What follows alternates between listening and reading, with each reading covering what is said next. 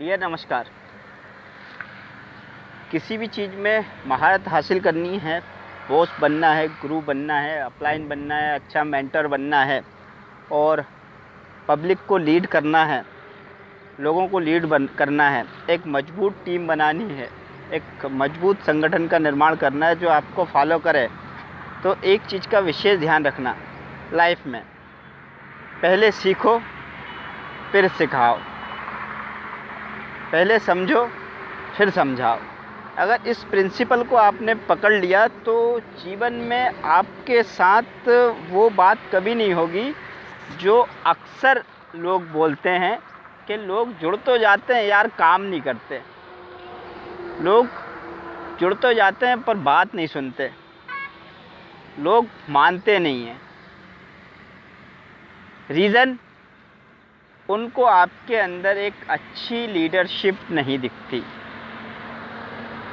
दोस्तों, आप थोड़ा सा अपने आप को जस्टिफाई करें, और जस्टिफाई करने के प्रिंसिपल हैं। मैं direct selling MLM multi level marketing में हूँ और एक अच्छी कंपनी के साथ मैं काम कर रहा हूँ।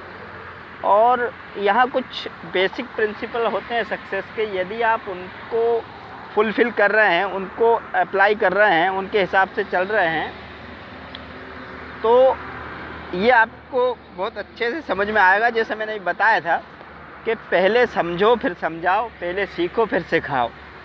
तो आपको अगर अपने आप को जस्टिफाई करना है कि मैं समझ गया हूँ, तो कैसे जस्टिफाई करोगे? इसके क्या प्रिंसिपल हैं जिसके आधार पे आप अपने आप को जस्टिफाई कर पाओगे कि मैं बिज़नेस को समझ गया हूँ?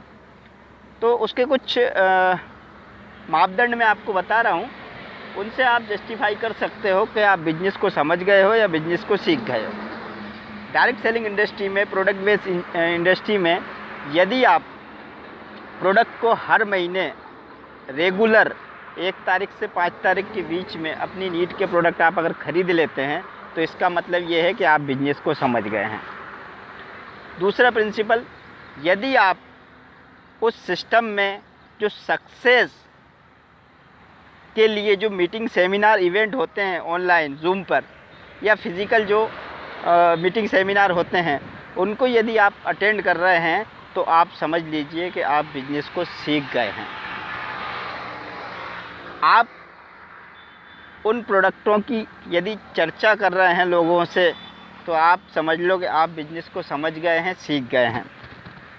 यदि आपने अपनी ड्रीम लिस्ट बना ली है अपनी ड्रीम बुक में, और आपने अपने प्रोस्पेक्ट लिस्ट भी बना ली है, तो समझ लेना है कि आप बिज़नेस को समझ गए हैं, बिज़नेस को सीख गए हैं। और भी मापदंड हैं, लेकिन इतना काफ़ी है बिज़नेस में ग्रोथ करने के लिए। बाकी चीज़ें तो धीरे धीरे अपडेट होती रहेंगी, अपग्रेड होती रहेंगी। लेकिन यदि ये चीज़ें आप कर रहे हैं, हर महीने 1 तारीख से 5 तारीख तक आप परचेज़ कर रहे हैं, आप उसके मीटिंग, सेमिनार, इवेंट को अगर आप अटेंड कर रहे हैं ऑनलाइन या फिज़िकल, और यदि आपके पास ड्रीम लिस्ट है और आपके पास प्रोस्पेक्ट लिस्ट है, तो समझ लेना कि 40 से 50% बिजनेस आप समझ गए हैं, आप सीख गए हैं, और अब लोगों को आप समझा सकते हैं और लोगों को सिखा सकते हैं। यदि आप इतना नहीं कर रहे हैं, तो पहले आप अपने आप को समझाइए, अपने आप को सिखाइए। इसके बाद लोगों की कमी नहीं है।